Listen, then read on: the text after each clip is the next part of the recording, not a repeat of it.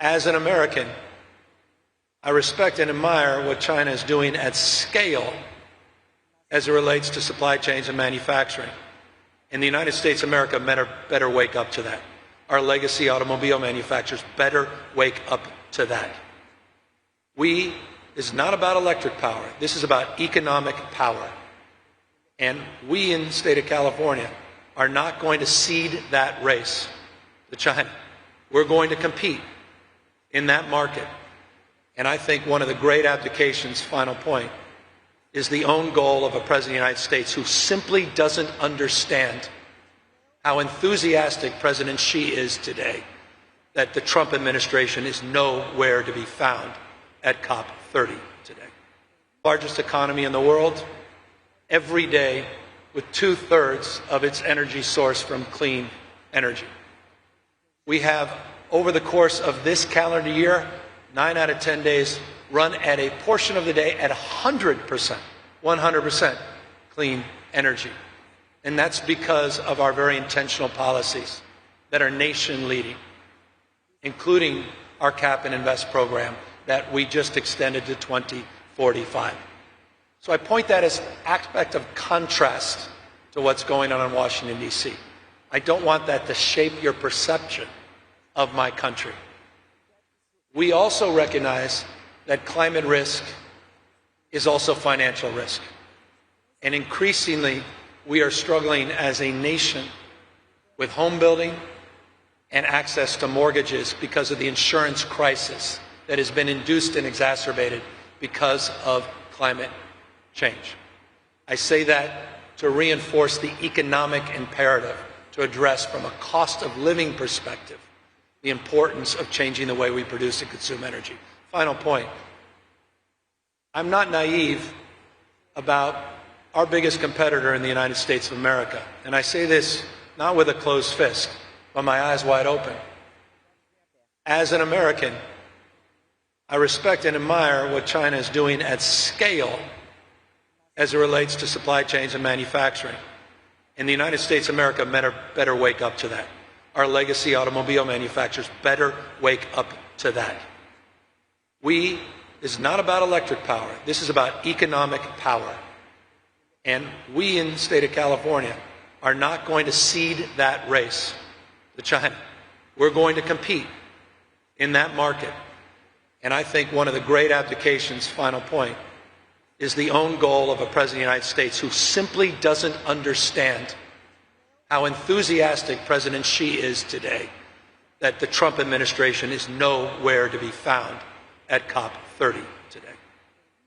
James Fahn from Internews' Earth Journalism Network and the Climate Change Media Partnership. I'm also from California, Governor Newsom, and our state, here we go, right here. There you go. Yeah.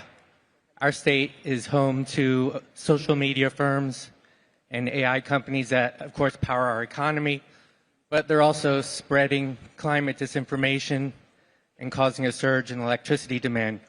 What do you think we should do, if anything, about that? Well, as you know, we're the first state in the country to regulate AI enterprises. We've led the nation as it relates to truth and trust policies, as it relates to social media companies. We can do a lot more. I'm not naive about that. We're also home to 32 of the top 50 AI companies in the world, so we're not naive about the impacts, particularly from a consumption perspective, not just electricity, energy broadly defined, but also water.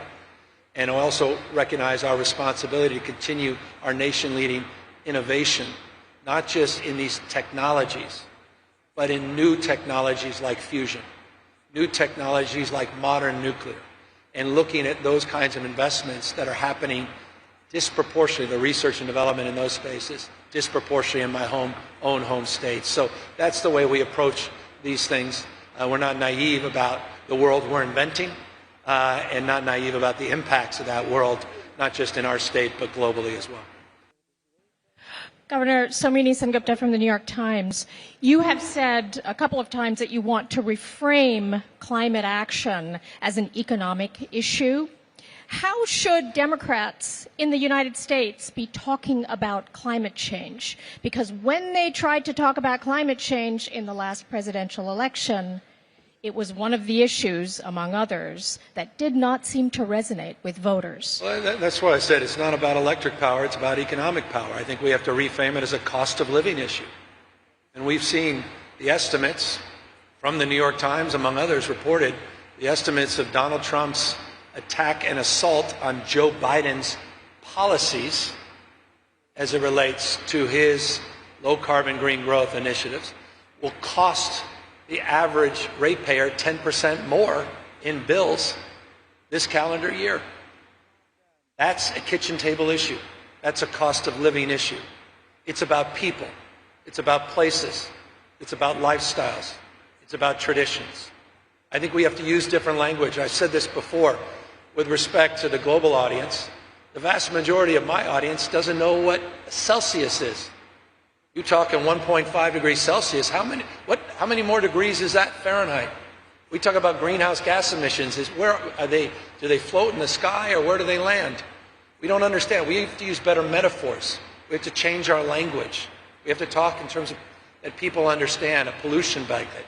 We have to talk in terms that I think can unite people and not look at this in the abstract. And so I think we have some work to do as a party, as a nation, and that progress we're trying to make and promote here at COP. Governor Newsom, we see between these U.S. administrations a climate action whiplash. How can the United States move beyond that and to the point where the basic direction of travel on fundamental issues like moving away from fossil fuels becomes a nonpartisan issue? Let me give you a proof point. In Trump's first administration, 4 years, he doubled solar production. We reduced coal use and greenhouse gases were reduced, despite his policies. The market is moving in this direction. States are moving in this direction.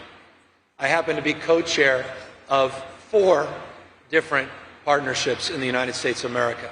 I just left America All In Partnership, a bipartisan leadership group of subnational and local, particularly state and local leaders.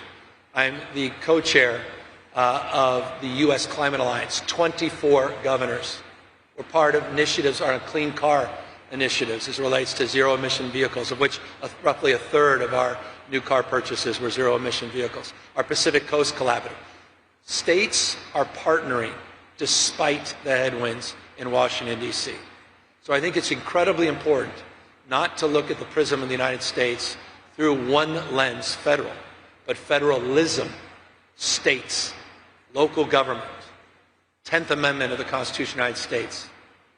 The federal vision is realized at the local level, and remarkable things continue to happen all across the United States in cities large and small and states large and small.